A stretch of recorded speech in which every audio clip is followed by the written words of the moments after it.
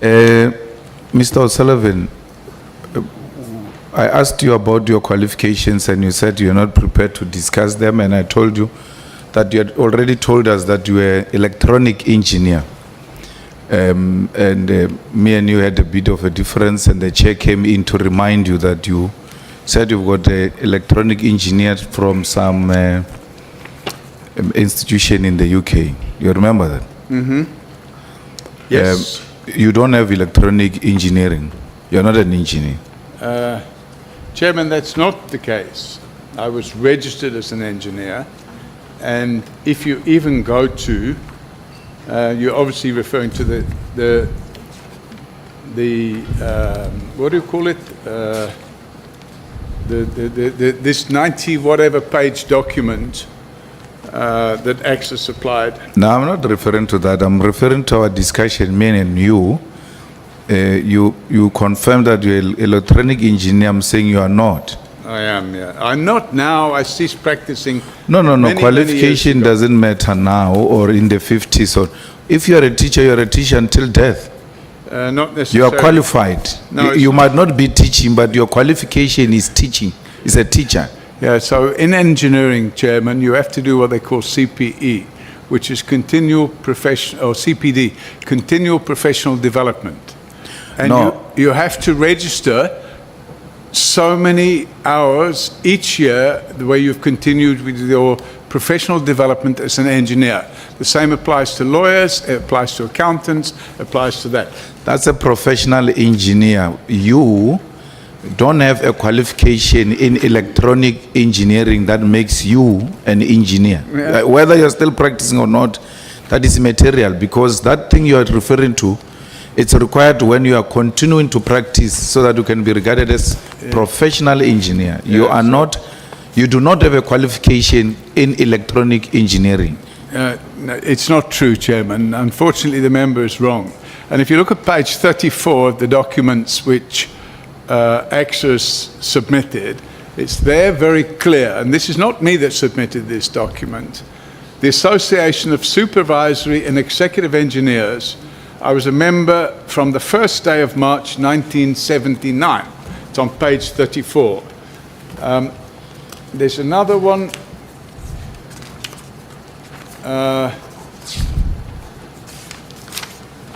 If I can find the page quickly, I saw it there somewhere. But I was registered with two institutions in the UK. I was registered with that, and that registration fell away in the 90s because I no longer practice engineering. My guy, Mr. O'Sullivan, I'm saying there is a difference between having a qualification on electronics, Yeah. which makes you a technician, and a qualification in electronic engineering. There's a huge difference. So, if anything, if we're to go by anything that you said and accept it, you have a qualification in electronics, not in electronic engineering, and you are a technician. Wrong, Chairman. I was registered with the Institute of Engineers. With this and other qualifications, I was registered. So if we're going to sit here and pick through the bones of something 50 years ago or 40 years ago, I'm just not sure where this actually goes, other than a further attempt to discredit me as a witness. No, Mr. O'Sullivan, we are sitting here to investigate interference, and there are allegations that you have infiltrated us, and therefore your character is very important. You are not going to try to destabilize us here by saying, if we're sitting here for 50 years ago, you came here so many years ago, we are trying to find out how did you enter here. And to enter here, you would have made certain declarations, and we're trying to probe you on those declarations. There's nothing that is not has expired here. It's extremely relevant to the question of you being an infiltrator in this country. And an infiltrator will misrepresent the credentials. And this is relevant in that context. So, when you applied for your citizenship, you declared your highest qualification, which we now understand that actually that qualification you completed it within a year. You become an engineer through a qualification that is done within a year. Chairman, when I became a citizen in this country, it wasn't based on any qualifications. I was accepted as a permanent resident in 1989 based on being a person of independent means. I didn't come here to work as this or work as that. I came here as an investor. And in 1995, when I became a citizen, I didn't make any declaration about what I was or who I was. My only declaration was that I'd lived continuously in the country for more than 5 years, and I took the oath of allegiance to South Africa based on the interim constitution, which was that I would faithfully serve the country and respect the country and not assist any foreign entity to do anything unlawful.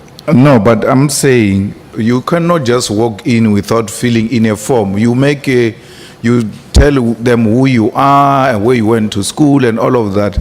But the reality is that, in fact, you were employed by CHAP Security as sales engineer when you came into the country. No, that's not correct, Chairman. I later contracted with CHAP Security whilst I was still involved in my property developments. And by the way, Chairman, if you look at page 20 of the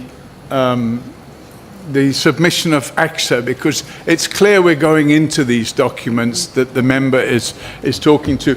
Page 20 says, I'll read it to you, it's a letter dated 29th of October 1982. This is to certify that Mr. Paul O'Sullivan worked for our company during the period 6th of July 1981 to 29th of October 1982. This is from a firm called Wilkinson & Wilkinson Building Services Consulting Engineers. During this period, he has proved to be an excellent engineer and a very responsible person who gave 100% at all times. From an electrical point of view, he is easily capable of dealing with any aspect of design and installation in all types of commercial buildings, and is particularly meticulous with the administration part of his work. So it's not true, Chairman, to say that I'm not now an engineer because I ceased to practice as an engineer, but I was an engineer. And But when you were in the UK, you were not a property investor. I was doing property investment. No, you sold one house before you came to South Africa. How is that a property investment? It's not true, Chairman. I did a lot of development in the UK, so... But that's what you made, that's a declaration you made in Home Affairs. No, it's not true.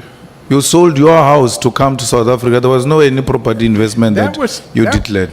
The selling of my house, that was my private property. Yes, it's not investment. That was the house I was living in. That was after I came to South Africa.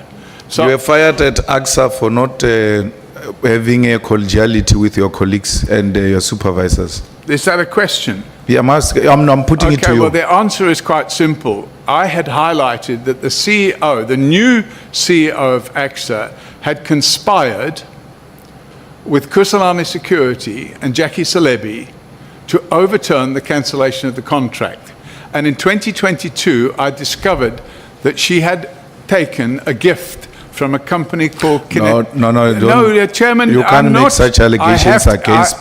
I'm asking you. It's not an allegation I'm it's making. It's in the letter. Proven. You are terminated because you don't have a good relationship with colleagues, and you don't take instructions from your supervisor. No, Chairman. All because all of them were black, and you wanted to report to a white supervisor. This is absolute rubbish. The time has expired. Can we take Bangazita? Thank you, Honorable Chairperson. Good day, Mr. O'Sullivan. I just want to clear my mind on one. Sorry. Just a moment, Bangazita. I'm worried that if you don't play that video, that Honorable Skosana said he has. When that video is played, we may have questions on that video. And it would have helped us if that video was played much earlier before we ask. I don't know if it's ready. Let it be played. I have checked it if it was ready. Okay, let's have it played. Oh, Chair, the problem with the Secretariat, they say they can't play it on the screen, that interview with NCA. I must play it here. It will be the voiceover of his interview. I'm sorry? We'll share it to you. It's on the page. Yeah, because Ramano, you can respond on that. No, I'm not hiding it. I mean, I gave it to them. Ramano, you can respond.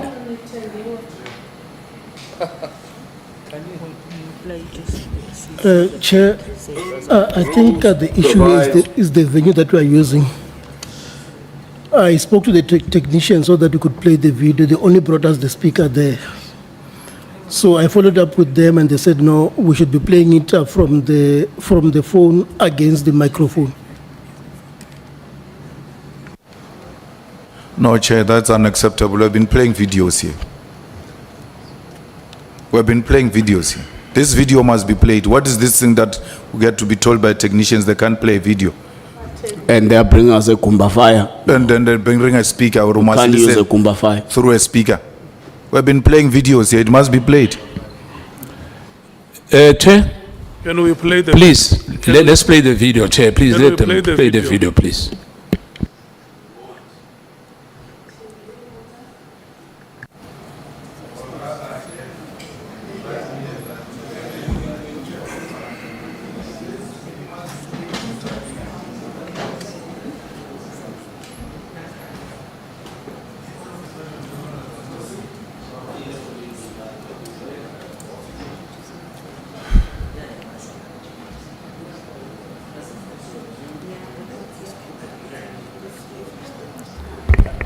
You want the Kumba fire, Chair? Chair, you want the Kumba fire? You're giving us a few minutes, Chair.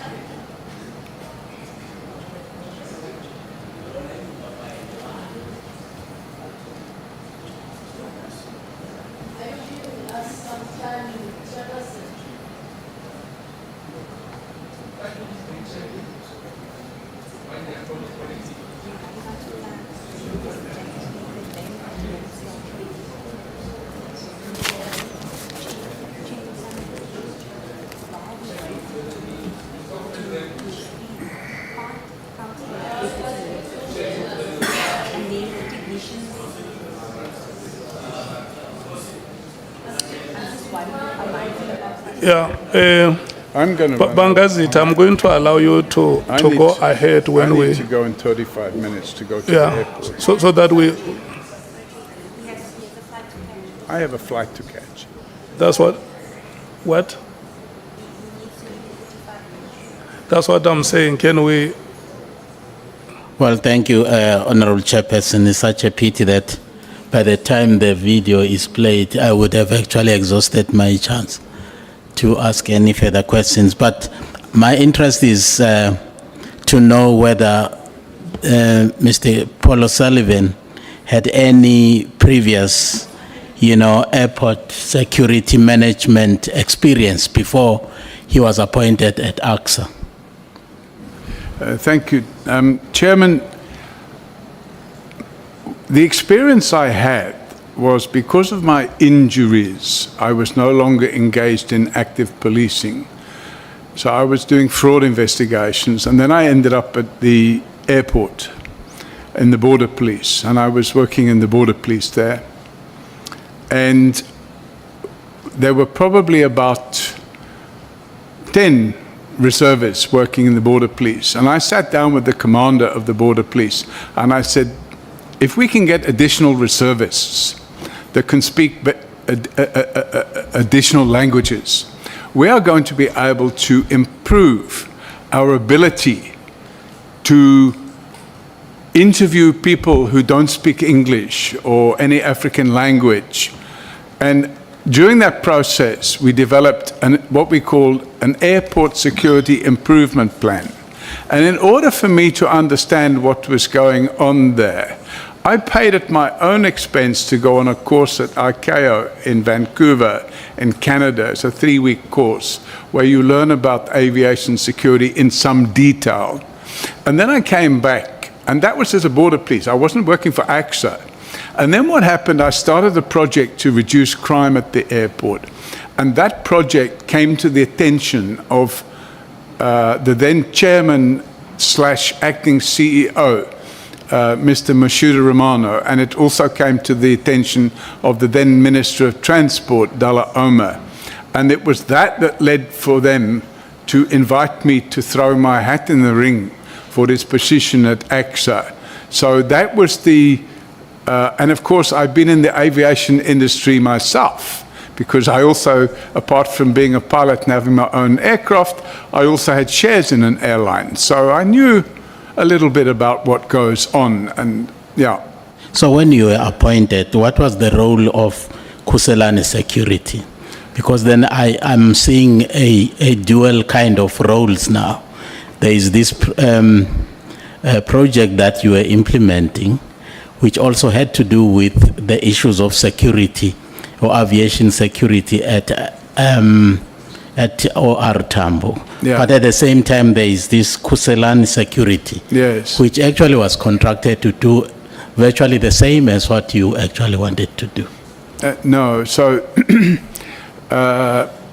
Airports Company chairman was responsible for the security at 10 airports. Some of the airports were national airports and some of them were international airports. And AXA was responsible for managing that process. And in order to carry out that, we needed manpower. So Khuselane Security supplied it plus minus 5,000 heads over the 10 airports. And they had a contract for doing that. And that would include things like perimeter security, mobile patrols around the airport in itself, and that had to be managed by AXA. So each airport had a security manager, and each of those airport security managers reported to me as the group executive for aviation security. Well, there was this committee or a structure you were serving in, which actually was looking at the security of the airport, in which Jackie Selebi also was serving. And some people there actually were not quite happy with you. And you are saying that in your statement, that Jackie Selebi started a campaign to have you actually have your contract terminated because he suspected you of being a spy. Is that correct? No, Chairman. The allegations of him suspecting of me of being a spy only came 5 years later when I had the criminal docket going against him for corruption.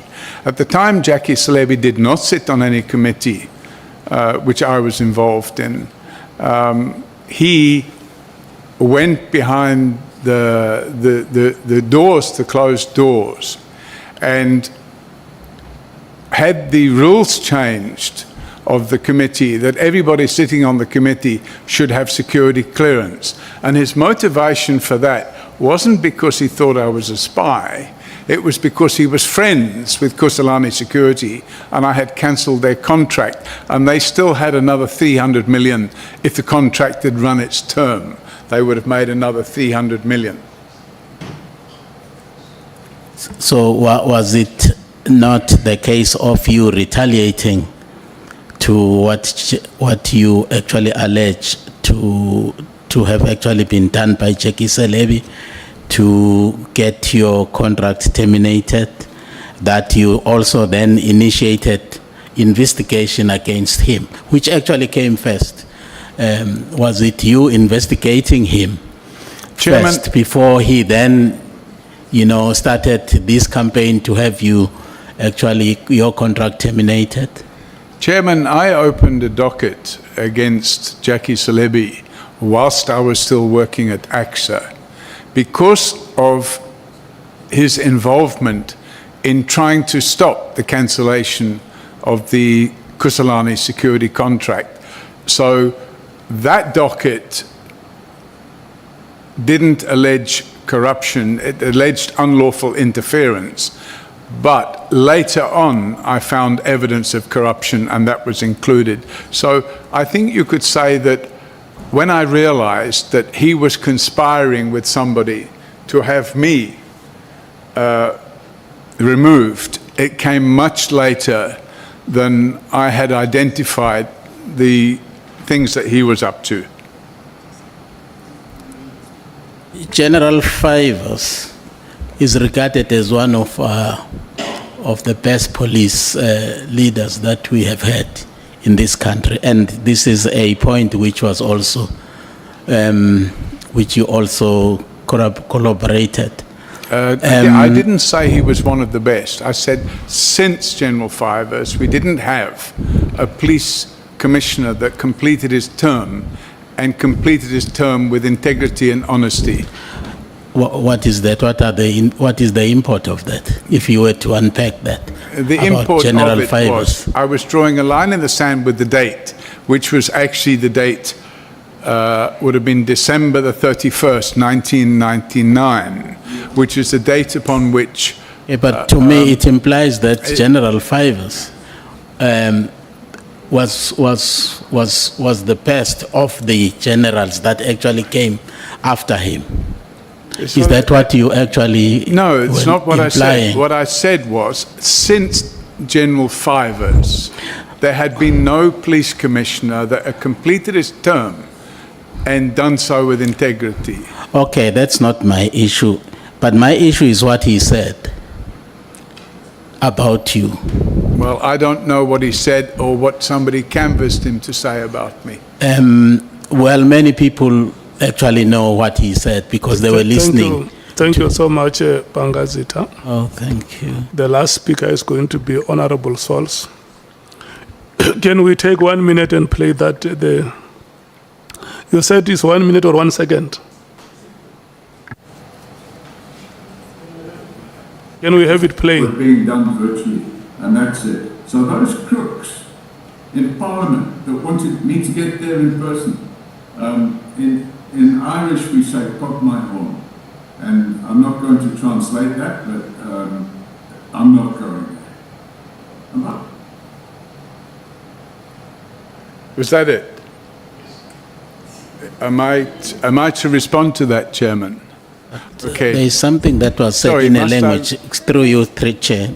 There is something that was said which was not clear in what language it was. Can it be Irish. unpacked for us? It's Irish. Yeah. Irlanda. Can he actually interpret that for us? Pugmahorn, it's a bit like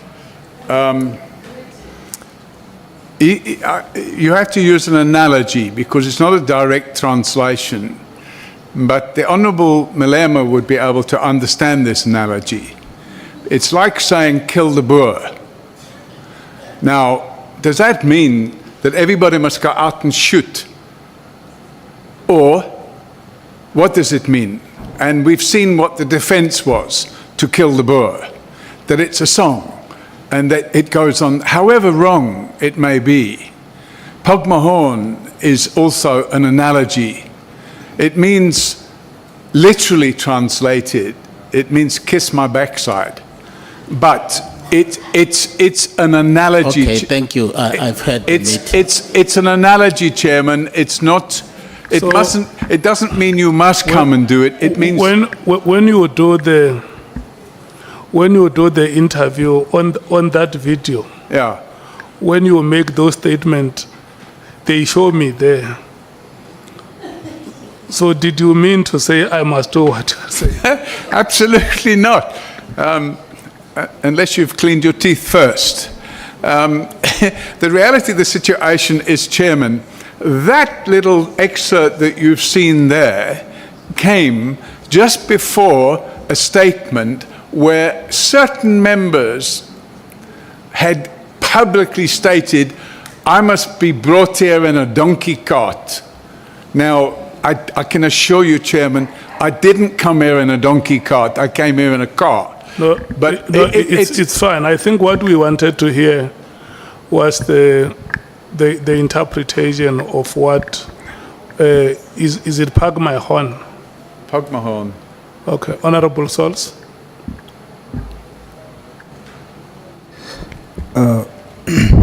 Mr. O'Sullivan, Yes. I want to state for the record that I still believe everything you've done in this country is heroic. I still believe it. Sorry, I didn't catch that. You believe what? That everything you've done in the country is heroic. I Thank- still believe it. Thank you. And I will not move from that based on evidence. So I still believe you're a hero, but you are a hero with holes. Nobody's perfect. Nobody can say that you only do things right. And I want to use my few minutes to say that I also still believe that because of your race as a white man and because of the system of apartheid that governed our country at the time, you had some benefit because of that, because that's systematic. And that contributed to some of the excess that you have received during that time. You've benefited from apartheid like every other white person has, but you used it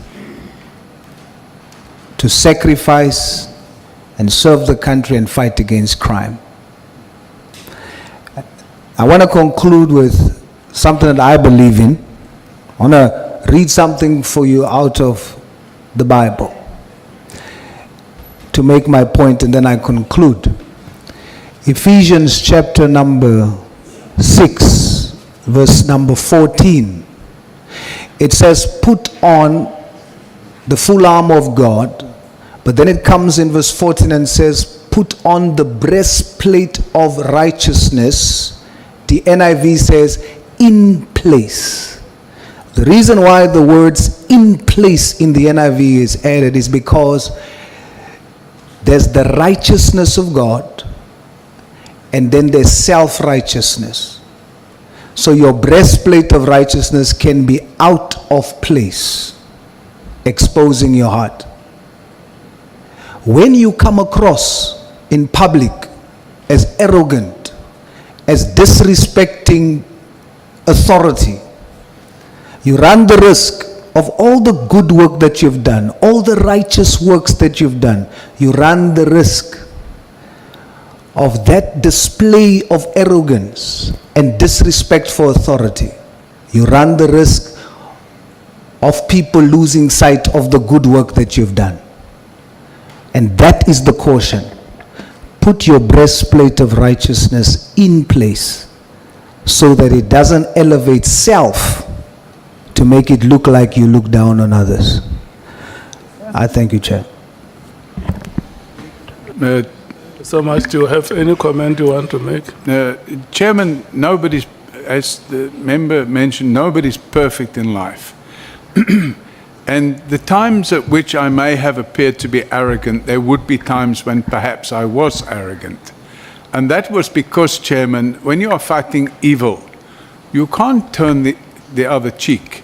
You have to confront it face on. And it's no good being Mr. Nice Guy when you're fighting evil. And when you've got senior police officers, and it's included in my statement, issuing public statements that I'm going to be arrested for this and that and charged with this and that and that, what must I do? Sit and apologize? I come out fighting. and I come out, and it'll be somewhere in that book, and I can't quote it as well as the member does, but somewhere in that book you come out with a sharp sword and you fight back. And if you sow the wind, so you shall reap the whirlwind. And that's the point I was trying to make to some of these people that attacked me unlawfully. And I don't care about the title of hero or anything like that. I care about trying to achieve what I set out to do, which is to unwrap the corruption, the high levels of corruption in this country. And if we can crack that, we have a great country to live in. Okay. I must give the senior counsel now. We're going to run Yeah, out of it's 2 time. minutes. Thank you, Chair. What I'm saying, Chair, we should not be misled here. The interpretation of what we played here is not what the witness is telling us. And the witness must withdraw. He can't call us, this parliament, we are crooks. Yeah. And we must kiss his ass. It cannot be allowed, Chair. You can't just leave him like that. We cannot be undermined by a settler. Thank you. Honorable James. Thank you, Chairperson. Now I concur with Honorable Skhosana here, because this witness before us always seems to be in people's backsides with all his insults. He even told Moti to get the Vaseline ready, and today you are telling us that we must lick your ass. I think you owes us an apology. And then also just a clarity-seeking question. When you said that Action SA was formed of criminality, I need you to explain what you mean by that. Okay. Honorable Ngola. No, thank you, Chair. Chair, I'm also worried about the kind of S that were instructed to kiss. What kind of S is that? I mean, that actually requires a serious apology. And I see he's laughing. He thinks we're playing. He thinks we're playing here. He's laughing. It's not a joke. What kind of S is that were instructed to kiss? He must withdraw now and apologize officially. Mr. Thank you. Paul O'Sullivan. Chairman, everything has to be placed in context.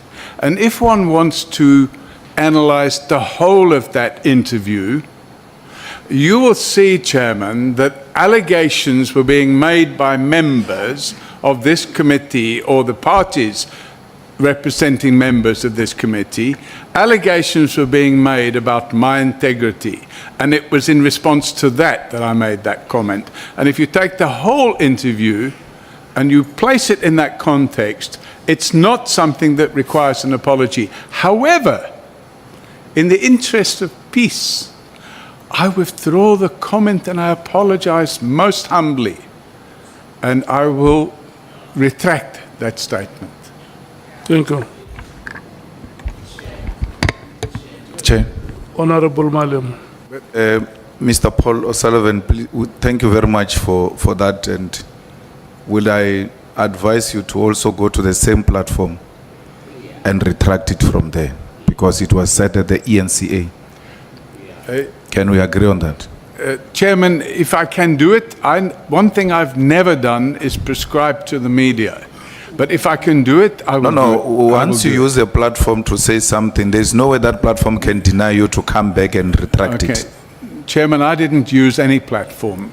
I got contacted by somebody and they insisted on doing an interview. I didn't phone them and say, listen, I want to say these things. No, Mr. Paul, we are at the same level. You have withdrawn, you have retracted, you have apologized. I'm asking you to do a simplest thing of going back to the ENCA and say, guys, I said this thing on this platform. Can I be given an opportunity to retract and apologize unreservedly? Chairman, if you are genuinely meaning what you are saying. Now I'm trying to answer and then what somebody else is talking. Chairman, I'm prepared to cut a deal. I'm a negotiator. If the honourable member withdraws and undertakes not to use the statement "kill the Boer" again, I No, you are out of order. Okay. You are out No, of no, order. you have withdrawn without me saying I'm going to withdraw for that. You know there is a judgment. Now you are challenging courts. I'm not going to do that. And you are not in agreement with me. I'm saying to you, you have already done it here I'll do what I can, Chairman, to withdraw. to withdraw that thing at the ENCA. Yeah. Thank But you. the Mr. problem- Paul O'Sullivan, The problem is, Chairman. it I will was said at the ENCA. Are you going to withdraw it at the do- If I ENCA? can, I will. Thank you. But the problem is, Bangazi- Chairman, I just need to Bangazi- mention that we're going to run out of time soon. Bangazit. Thank you, Honorable Chairperson. I was going to also suggest that he also withdraws the reference he made on members of parliament being crooks, because those he's crooks. painting everybody, all of us, Those with the crooks in same brush. Parliament. Yeah. Unless he knows one specific member who is a crook, and then mention that, not just Well- a blanket, painting of all members as crooks. We can be here for another 2 days discussing this, Chairman, because I have actually... No.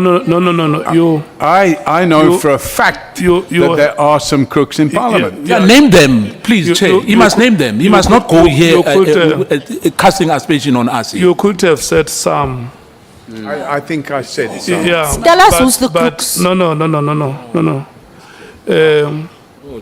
You have agreed that you are going to withdraw those statements that you made, isn't it? That's right, Chairman. Thank you. If we Honorable can move Nwala. on, because I'm going to run out of time. No, Chair, I'm covered on the first aspect of the crooks thingy. And I think put in correct context, the interview was solely about us calling for his testimony. So saying I am not going to go to those crooks in Parliament means it's the committee, whoever it is. So I also support that it must be withdrawn. Lastly, Chair, ENCA is seated there and they are willing to take him at lunch for an interview. There is the guy for ENCA. I have already negotiated with him that they must take Mr. Paul O'Sullivan during lunch. He must apologize in ENCA. Thank you. Thank you for that arrangement, Honorable Sols. Mr. O'Sullivan, Chairman, I didn't hear, somebody said something? Yeah, no, the ENCA is there. They are going to grab you by the hand just for 2 They're minutes. going to have to jump in my car and travel with me to the airport, No, Chairman. it's fine. They are here. They will escort you as you go out.